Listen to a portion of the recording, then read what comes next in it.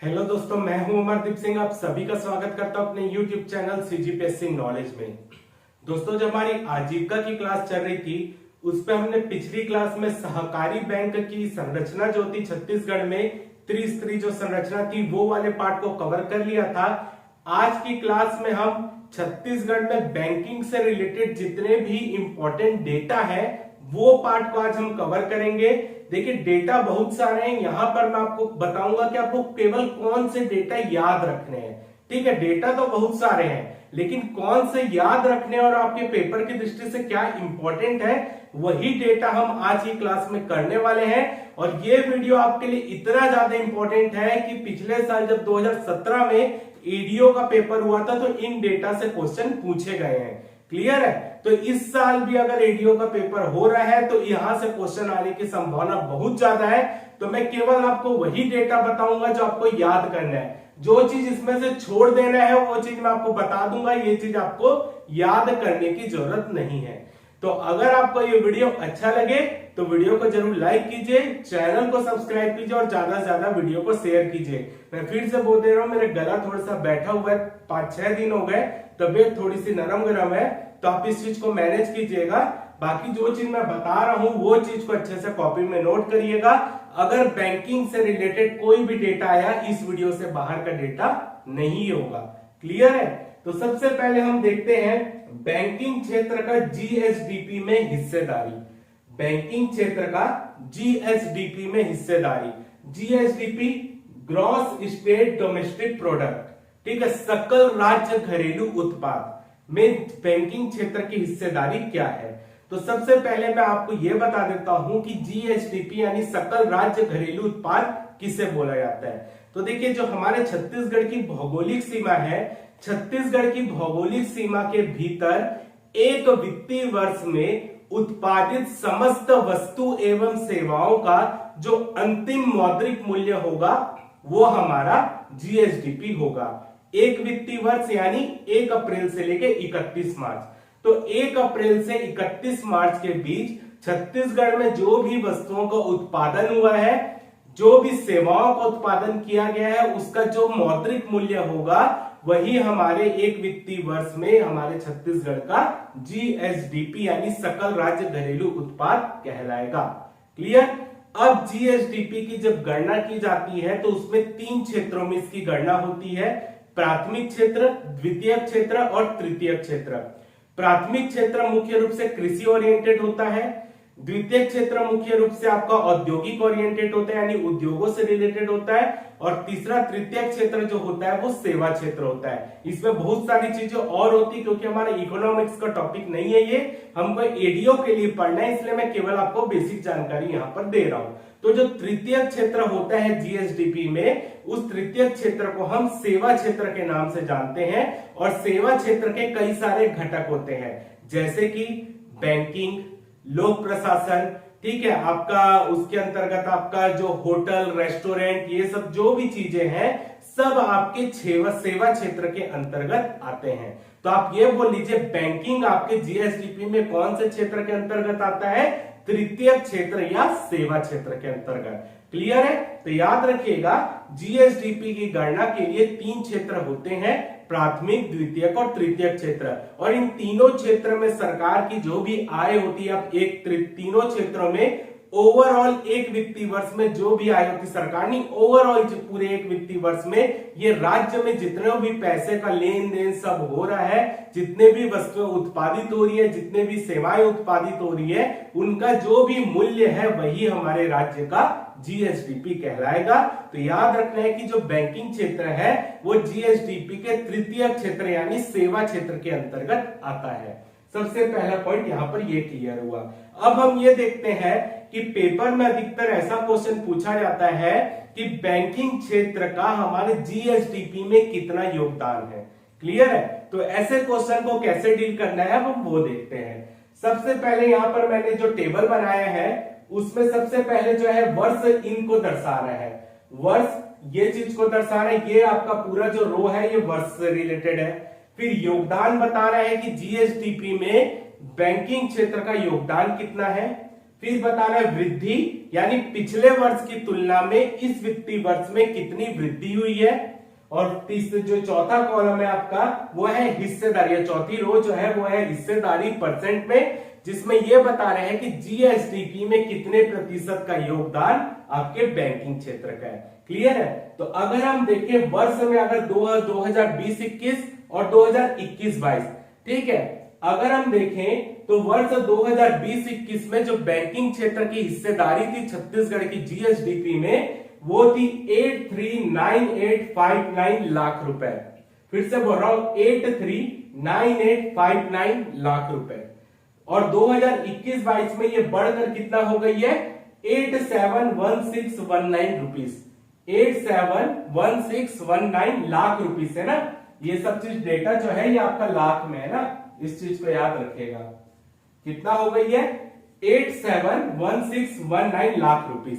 तो ये देखिए ये डेटा आपको याद करने की कोई जरूरत नहीं है, ये डेटा सिर्फ इसलिए मैं यहां पर लिखा हूं ताकि आपको बता सकूं कि जो बैंकिंग क्षेत्र का योगदान है हमारे जीएसडीपी में रुपए में, वो योगदान आपका बढ़ रहा है। यहाँ पे 839859 है, ये 871619 लाख रुपीस है। क्लियर है। तो योगदान आपका बैंकिंग क्षेत्र का बढ़ रहा है। अगला देखता हूं, ये सभी डेटा ना स्थिर भाव 2011-12 के अनुसार है ना। स्थिर भाव 2011, जब भी जीएसडीपी की गणना होती है एक होता है स्थिर कीमत में, एक होता है चालू कीमत में। तो ये सभी डेटा स्थिर कीमत में और यही पेपर में पूछे जाते हैं। चालू कीमत या बाजार कीमत में नहीं पूछा जाता। ठीक है, चालू कीमत क्या होती है, बाजार कीमत या स्थिर भाव क्या होता है, ये सब चीज हमारे इकोनॉमिक्स का सेक्शन है, तो वो चीज में अपन अभी नहीं जा रहे हैं। अब देखते हैं वृद्धि परसेंट। वृद्धि परसेंट कहने का मतलब ये था कि अगर यहां पर मान लीजिए कि आप 2010 में 10 रुपए कमाते थे और 2011 में आप 15 रुपए कमा रहे हैं, तो 10 से 15 के बीच जाने में आपका कुछ ना कुछ तो वृद्धि हुआ ना। अब 10 से 15 गए यानी 5 रुपए का वृद्धि हुआ, तो वही 5 रुपए को हम यहाँ पे परसेंट में निकाल के बता रहे हैं। क्लियर है। तो यानी आप ये देखेंगे कि 839859 ये है 2020-21 का डाटा। इसके पहले कौन सा वित्तीय वर्ष रहा होगा, वित्तीय वर्ष रहा होगा 2019-20 में। तो 2019-20 में जो बैंकिंग क्षेत्र से पैसा प्राप्त हुआ था उसमें 4.48% की वृद्धि हुई और 2020-21 में डेटा आ गया 839859, यानी वर्ष 2019-20 की अपेक्षा 2020-21 में 4.48% की वृद्धि हुई। सेम चीज 2020-21 में 839859 लाख रुपीस बैंकिंग क्षेत्र का आया। 2021-22 में ये बढ़कर 871619 लाख रुपए हो गया। तो यहां पर वृद्धि कितनी हुई, इससे इसमें जाने में जो वृद्धि हुई है वो है 3.78%। ठीक है। तो आप ये बोल सकते हैं अगर आप इसमें से इसका वृद्धि परसेंट निकालेंगे कि 839859 और ये बढ़कर 871619 लाख रुपए हुआ, तो वृद्धि कितनी हुई 3.78% की। और ये डेटा आपको बहुत इंपॉर्टेंट है, ये डेटा को आपको याद करना है। इस डेटा को आप छोड़ सकते हैं, ये डेटा को आपको याद रखना है। और आपसे केवल इतना पूछा जाएगा वित्तीय वर्ष 2020-21 की अपेक्षा वित्तीय वर्ष 2021-22 में बैंकिंग क्षेत्र में कितने प्रतिशत की वृद्धि हुई है। तो आपको याद रखना है 3.78% की वृद्धि हुई है। वृद्धि का मतलब पिछले वित्तीय वर्ष और वर्तमान वित्तीय वर्ष के बीच में जो भी वृद्धि हुई है पैसों की, वो परसेंट ये दिखाता है।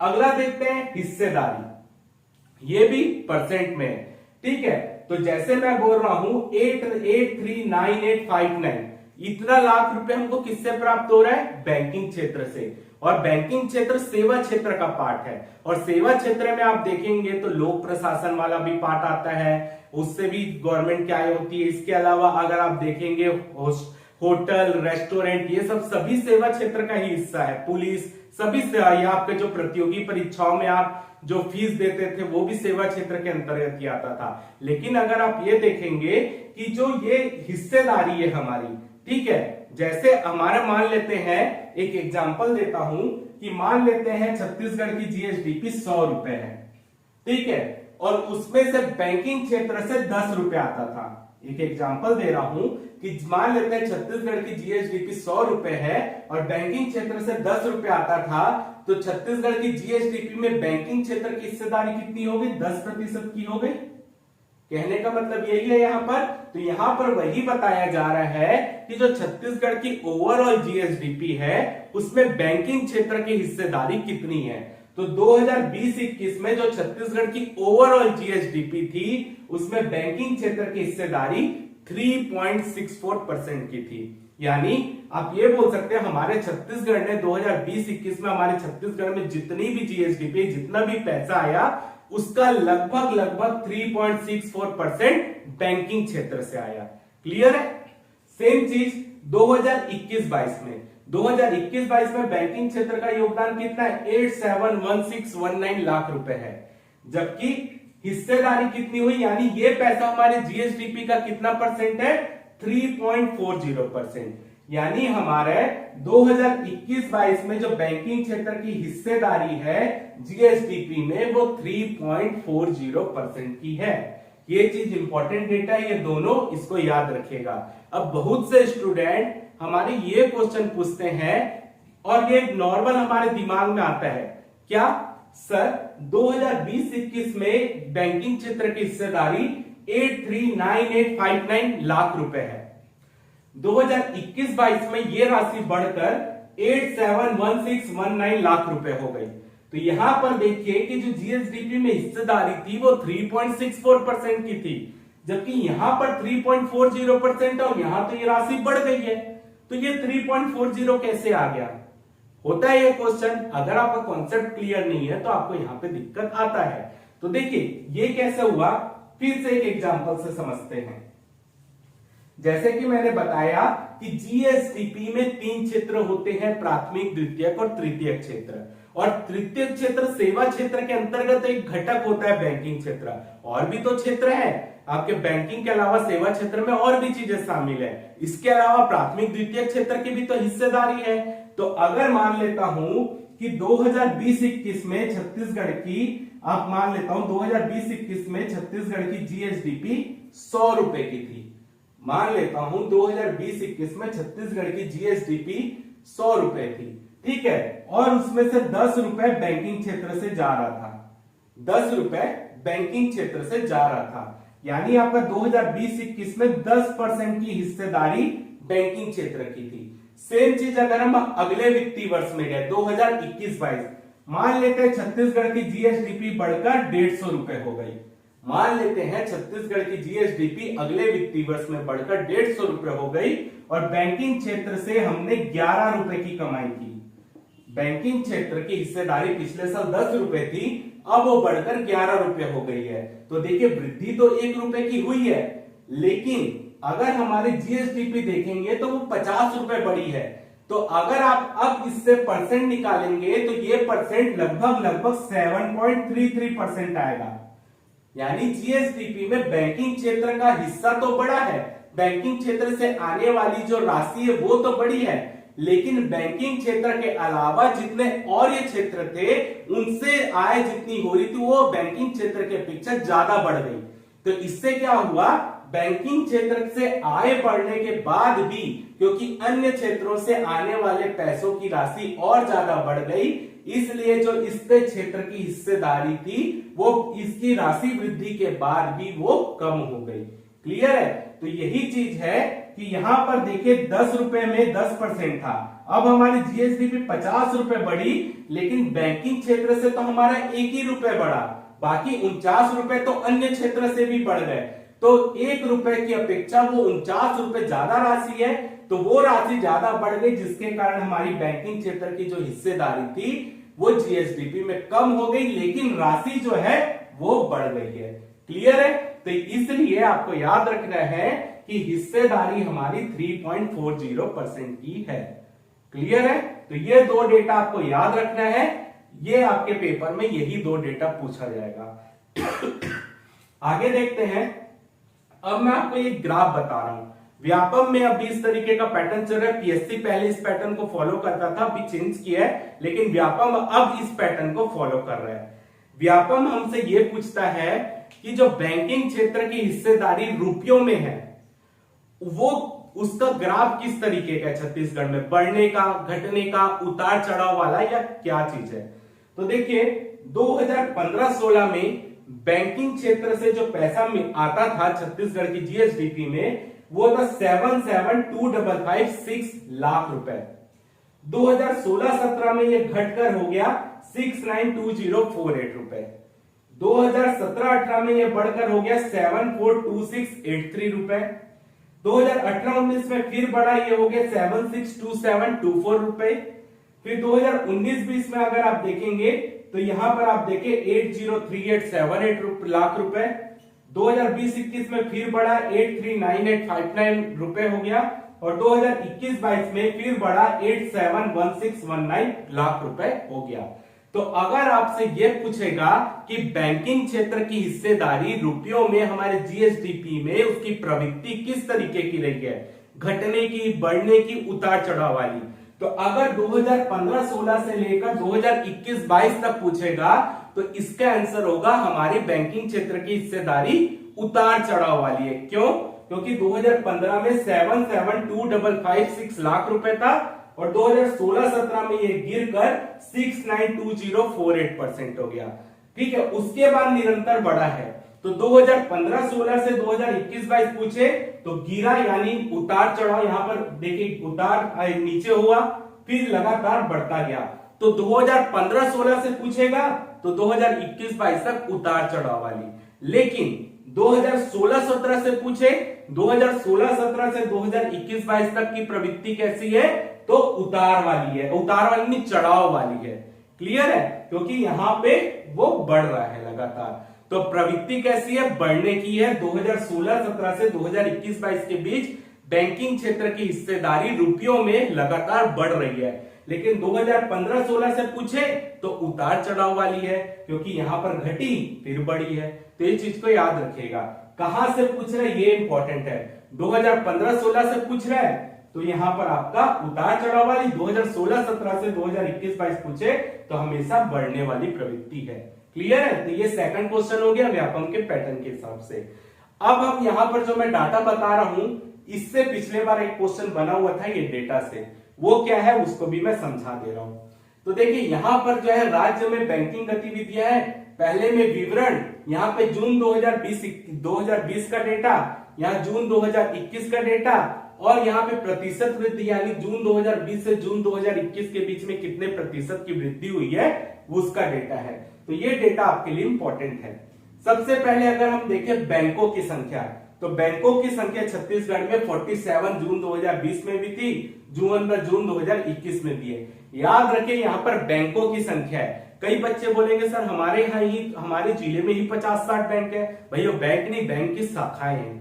क्लियर है? तो टोटल बैंक कितने, जैसे SBI, UCO bank, HDFC bank, axis bank, क्षेत्रीय ग्रामीण बैंक, तो ये अलग अलग बैंक है।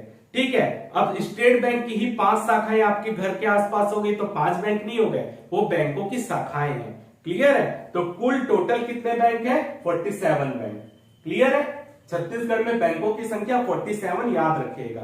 क्लियर? शाखाओं की संख्या, यानी जो स्टेट बैंक की अलग शाखाएं, यूको बैंक की बहुत सारी शाखाएं, केनरा बैंक की शाखाएं हैं, तो बैंकों की जो टोटल शाखाओं की संख्या वो है 3136, ये याद रखिएगा। ठीक है? एटीएम की संख्या 3320, दोनों में सेम है। तो ये डेटा एक बार नजर मारिएगा। बैंकों की संख्या पूछी जा सकती है, शाखाओं की संख्या, एटीएम, कभी कभी दिमाग फिर जाता है, जो पेपर सेटर रहता है तो ऐसे क्वेश्चन पूछ देता है। बाकी संभावना ये पूछने की कम है, तब भी एक नजर में केवल देखिएगा। अगला देखते हैं कुल जमा, यानी जो हमारे बैंक हैं 47, उनकी शाखाएं हैं 3136।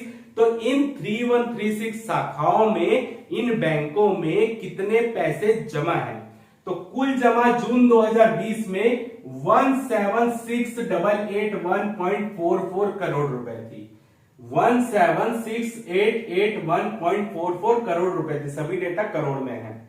जून 2021 में यह बढ़कर हो गया 192324.30 करोड़ रुपए। याद करने की कोई जरूरत नहीं। याद क्या करना है कि जून 2020 से जून 2021 में जो बैंकों में जमा राशि उसमें कितने प्रतिशत की वृद्धि हुई है, तो ये आंसर है 8.73%। केवल ये याद रखना है, ये कोई याद नहीं रखना है, केवल वृद्धि दिखाना था इसलिए मैंने यहां पर लिख दिया। तो आपसे क्वेश्चन ऐसे ही पूछा जाएगा कि जून 2020 में छत्तीसगढ़ की बैंकों में जमा राशि और जून 2021 में बैंकों में जमा राशि में कितने प्रतिशत की वृद्धि हुई है, तो 8.73% की वृद्धि हुई है। क्लियर। अगला देखते हैं कुल अग्रिम। कुल अग्रिम करोड़ रुपए में। अग्रिम का मतलब बैंकों ने कितना ऋण दिया हुआ है या बैंकों ने कितना लोन दिया हुआ है, ठीक है, वही। तो ये आपका बैंकों के द्वारा कितना राशि ऋण के रूप में दी गई है वही आपकी अग्रिम है। तो कुल अग्रिम 112900.30 करोड़ रुपए।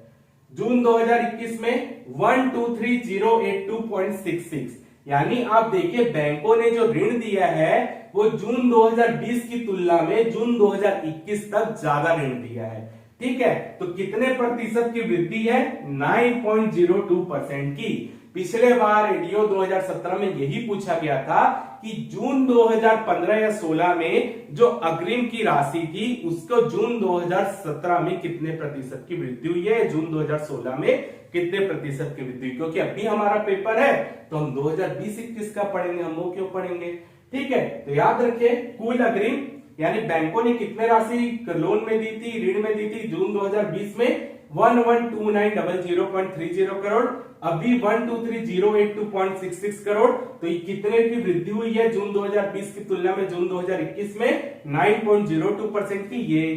ये आपको डेटा याद रखना है, ठीक है। तो ये डेटा ये सब याद नहीं रखना है।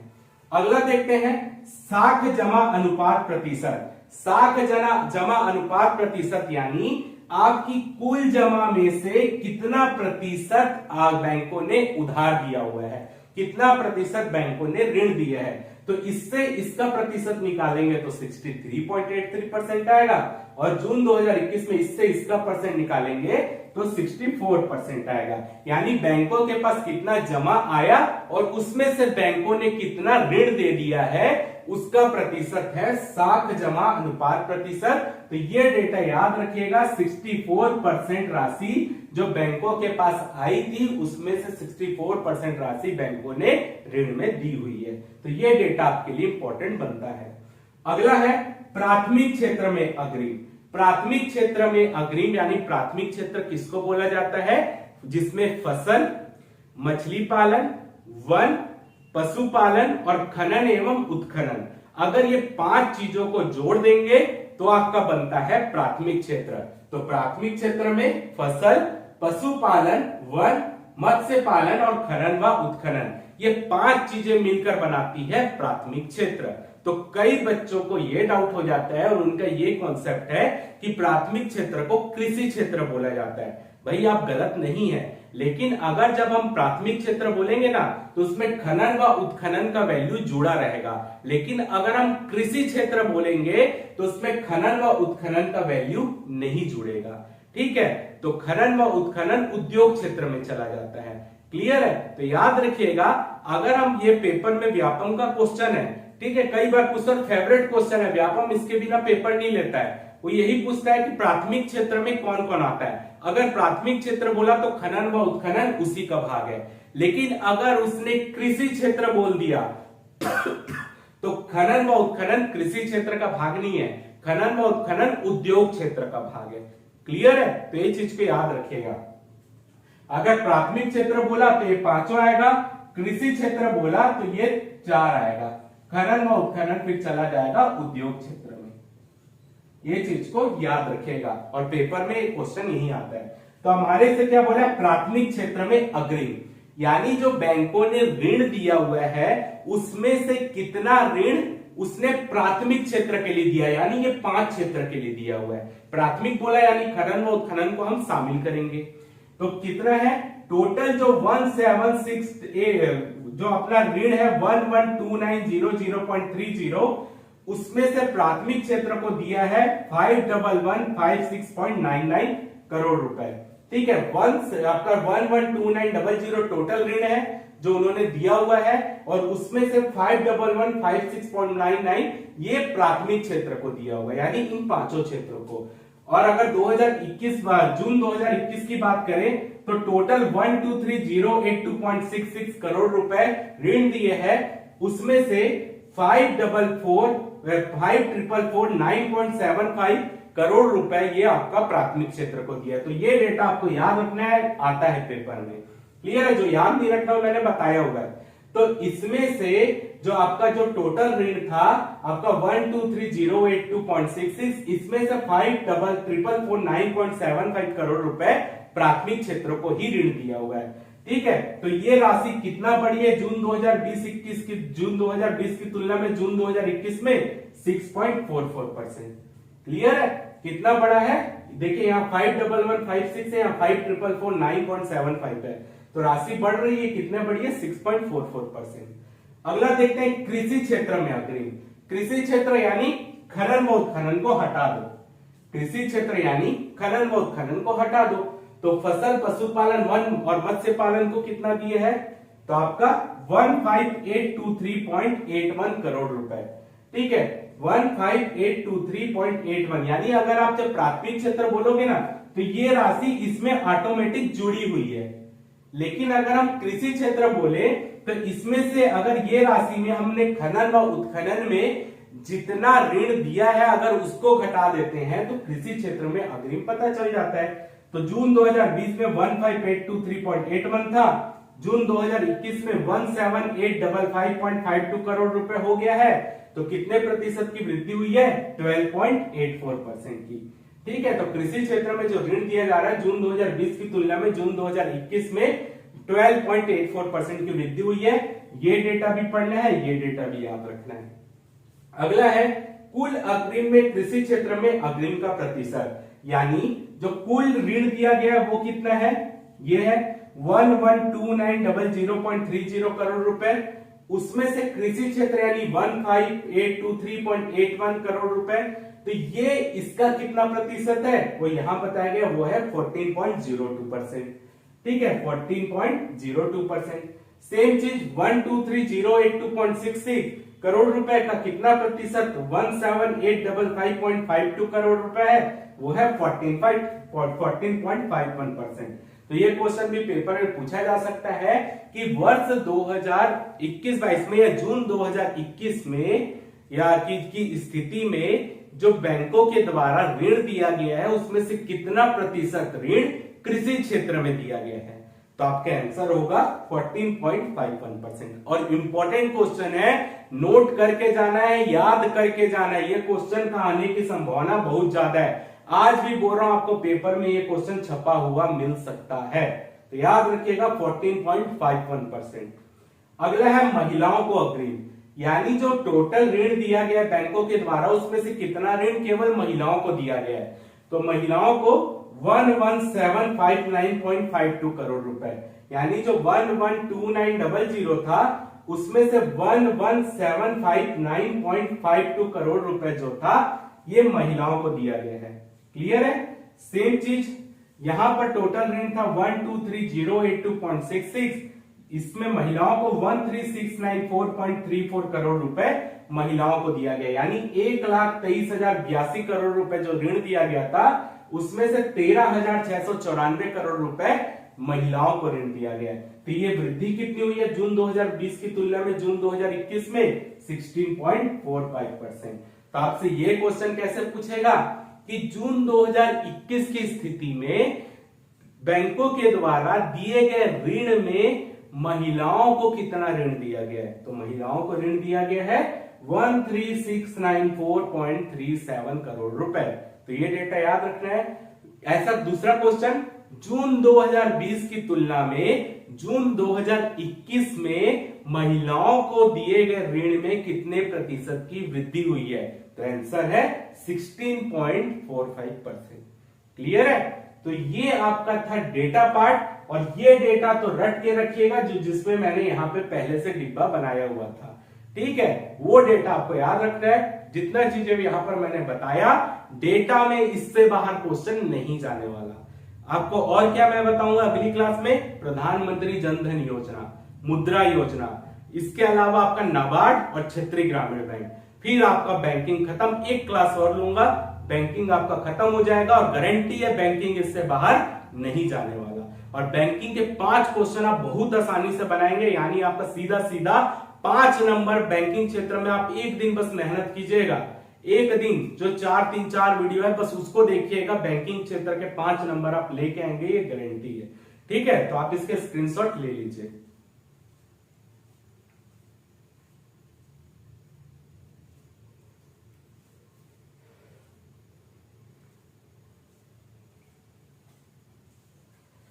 तो उम्मीद करता हूं कि आपको आज की क्लास अच्छी लगी होगी। अगर आपको वीडियो अच्छा लगा हो तो वीडियो को जरूर लाइक कीजिए, चैनल को सब्सक्राइब कीजिए, ज्यादा से ज्यादा वीडियो को शेयर कीजिए। फिलहाल के इस वीडियो में सिर्फ इतना ही। जय भारत, जय छत्तीसगढ़।